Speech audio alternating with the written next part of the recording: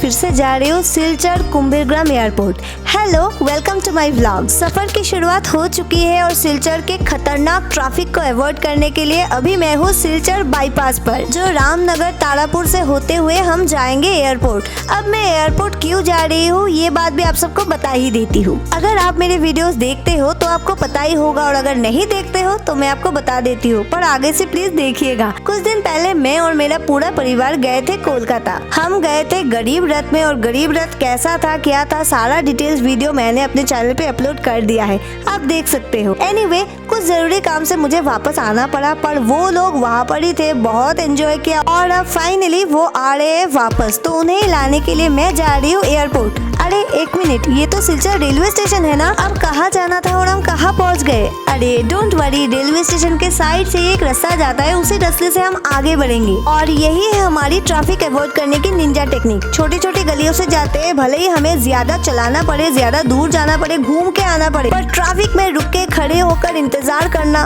उफ, ये मुझसे नहीं होता। तो इसी ट्रैफिक अवॉइड करने के चक्कर में अब हम आ चुके हैं अन्नपूर्णा घाट ब्रिज के ऊपर, क्योंकि वहाँ से हम सीधे जाएंगे। रास्ता थोड़ा लंबा होगा, पर यहाँ पर ट्रैफिक जाम होने का चांसेस है ही नहीं। भी ब्रिज को क्रॉस करने के बाद हम सीधे आ चुके हैं पॉइंट पर, और यहाँ से हम दाहिने तरफ जाएंगे और सीधे निकलेंगे महिंद्रा शोरूम के सामने वाले रास्ते पर। अब रास्ते के बारे में तो बहुत कुछ बता दिया, पर प्रकृति के बारे में अगर मैंने आज कुछ नहीं बताया तो नाइंसाफी होगी। कितनी खूबसूरती है यहाँ पर, और साथ ही साथ ये रास्ता जिसमें इतने बड़े बड़े गड्ढे हैं जो चाहकर भी हम अवॉइड नहीं कर सकते। एनीवे, अब थोड़ी दिक्कतों का सामना करने के बाद हमें फिर से अच्छा रास्ता मिल गया है और हम थोड़ी ही देर में अपने लक्ष्य तक पहुंच जाएंगे। और अभी हमें पेट्रोल रिजर्व के सामने, यहाँ पर आप देख सकते हो गाड़ियों की लाइन लगी है पेट्रोल ले जाने के लिए। और इसी के साथ दाहिने तरफ जाते ही हमें मिल चुका है हमारा रास्ता, मतलब हम आ चुके हैं महासड़क पर, और ये है महिंद्रा शोरूम के सामने। अब यहाँ से लेफ्ट लेके सीधे जाएंगे उधारबंद के रास्ते, और फिर वहाँ से जाएंगे एयरपोर्ट। कुछ दिन पहले भी मैं एयरपोर्ट के रास्ते गई थी, जहाँ जाकर मैंने देखा रास्ते का कंडीशन काफी खराब है, रास्ता धंस चुका है और जाने लायक है नहीं,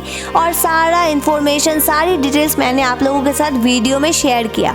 एंड टू माई सरप्राइज, आप लोगों को ये वीडियो काफी पसंद आया, काफी इंफॉर्मेटिव लगा, और ये मेरे चैनल का अब तक का सबसे मोस्ट वॉच्ड वीडियो है। सो आप सबको बहुत बहुत धन्यवाद। और इसी के साथ महासड़क को पीछे छोड़ के हम आ चुके हैं दाहिने तरफ उधारबंद के रास्ते। यहाँ से एयरपोर्ट ज्यादा दूर नहीं है, पर उससे पहले यहाँ पर एक स्पेशल जगह है जहाँ पर मैं हर बार जाती हूँ। अब आप लोग ही बताइए उधारबंद में सबसे स्पेशल क्या है? ये तो छोटे छोटे बच्चे भी गैस कर लेंगे। जी हाँ, माँ काचाकांति मंदिर। तो आगे बढ़ने से पहले माँ के दर्शन करते हुए आगे बढ़ेंगे। अभी मैं हूँ उधारबंद मेन टाउन में, और यहाँ से थोड़ा आगे जाने के बाद बाएं तरफ रास्ता जाती है और वहाँ पर ही है माँ काचाकांति मंदिर। तो चलिए देरी ना करते हुए जल्द से जल्द दर्शन कर लेते हैं, क्योंकि अगर यहाँ पर देर हो गई तो एयरपोर्ट पहुँचने में भी देर हो जाएगी, और फिर जो होगा वो ना ही कहा जाएगा और ना ही सहा जाएगा। तो माँ की ही कृपा से फिर से एक बार मैं आ चुकी हूँ काचाकांति मंदिर में, और ये जगह मुझे बहुत पसंद है, मैंने पहले ही बताया है। और अगर आप लोग भी यहाँ पर आते हैं तो आपको भी ये जगह बहुत पसंद होगा। तो अब मेरे साथ साथ आप लोग भी करिए माँ के दर्शन। यहाँ पर थोड़ी रोशनी कम है, पर अगर आप अच्छे से देखेंगे तो आपको माँ जरूर दिखेगी। अब माँ से आशीर्वाद लेने के बाद वक्त है भोले बाबा, भोले भंडारी के पास जाने का। वैसे भी सावन का महीना है और भोले बाबा तो हर किसी पर अपनी कृपा बरसा रहे हैं। अब भोले बाबा से भी आशीर्वाद लेने के बाद वक्त है यहाँ से जाने का, क्योंकि मुझे लेट बिल्कुल नहीं होना। तो मैं तुरंत गाड़ी में बैठ गई और हमारी जर्नी फिर से शुरू हो गई। एक तो ये रास्ता वैसे ही खूबसूरत है, और आज लग रहा है जैसे कुछ स्पेशल हो। हर तरफ सब कुछ चमक रहा है और धूप भी ज्यादा नहीं है। अरे यहाँ देखिए, पहाड़ कितने अच्छे से, कितना करीब दिख रहा है। मेरी आंखें तो खुली की खुली ही रह गई।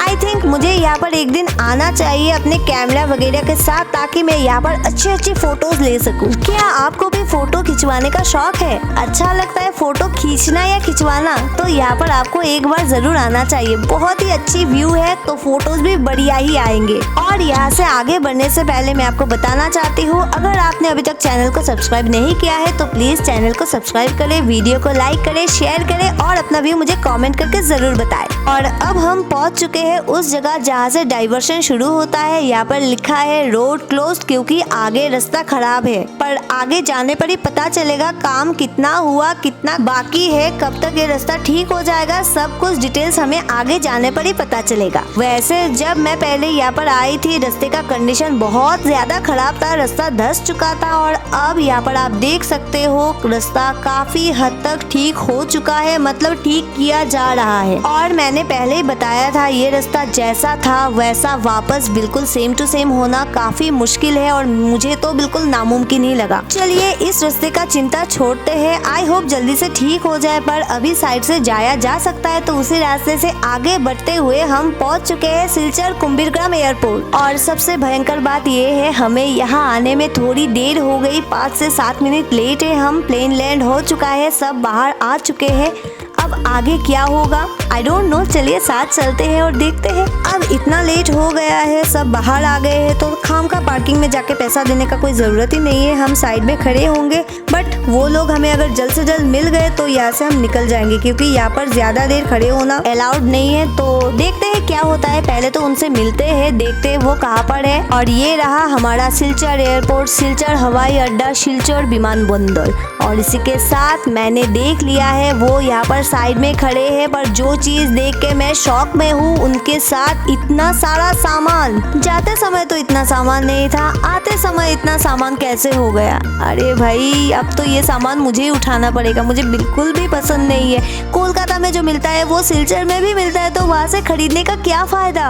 अब गुस्सा तो मुझे बहुत आ रहा है, पर इस वक्त इस बात पर बहस करने का टाइम सही नहीं है, तो इसे साइड में रखते हैं। और वैसे भी हम थोड़ा लेट है, तो चलिए गाड़ी को साइड में रख के आगे बढ़ते हैं, उनसे मिलते हैं, सामान उठाते हैं और फिर जो बातें करना है वो करेंगे। और ये देखिए हमें देखते सबसे पहले माँ आ गई बाहर, क्योंकि उन्हें जल्द से जल्द अपने घर जाना है। फिर आगे जाने के बाद मैं मिली नारायण दादा से, वो भी इसी फ्लाइट में थे, वो कहीं और गए थे और फिर आते वक्त एक साथ आ गए। And then my all time favourite Barbie doll. और ये देखिए सामान के साथ उनकी माँ खड़ी है यहाँ पर। अब इन सामानों का जिम्मा मैंने अपने कंधों पर उठा लिया है और मैं इन सामानों के साथ आगे बढ़ रही हूँ, पर इतना सामान, इतना खरीदारी कौन करता है। चलिए अब जो भी हो, फाइनली ये लंबी वैकेशन खत्म हो गई है और कल से सबको अपने अपने काम पे लगना है। अब काम पे वापस आने के लिए आप कितना एक्साइटेड है और इस वैकेशन आप कहाँ गए थे मुझे ये कमेंट करके जरूर बताएं। और इसी के साथ हमारा ये छोटा मोटा हैचबैक गाड़ी को हमने कन्वर्ट कर दिया है छोटे मोटे ट्रक में। अब यही है मिडिल क्लास फैमिली की प्रॉब्लम, सामान और लोगों को मद्देनजर रखते हुए आई थिंक हमें एक बड़ी गाड़ी लेनी चाहिए। अब बड़ी गाड़ी के लिए बड़े पैसे भी तो चाहिए, हम ठहरे गरीब लोग। चलिए छोड़िए, दिन तो कभी भी बदल सकता है और भगवान की कृपा हो तो कुछ भी हो सकता है। देखिए यहाँ पर अभी अभी बारिश हो गई, अब हल्की हल्की धूप और हल्की हल्की बारिश का मजा लेते हुए बहुत सारे सामान के साथ हम यहाँ से आगे बढ़ेंगे और सीधे जाएंगे अपने घर। आपको तो पता चल ही गया होगा, ऐसी स्थिति में हिलना भी मुश्किल हो रहा है तो रिकॉर्डिंग में कहाँ ही कर पाऊंगी। पर हाँ, ऐसी स्थिति में भी मुंह चलाना मतलब खाना खाना बहुत इम्पोर्टेंट है, तो हम सब मिलकर खा रहे हैं लिटिल हार्ट्स। तो इसी के साथ अपने छोटे से दिल में खुशी लेते हुए अब हम घर चलते हैं और आप लोगों से भी विदा लेते हैं। मिलूंगी आप लोगों से नेक्स्ट वीडियो में, अभी के लिए बस इतना, बाय बाय।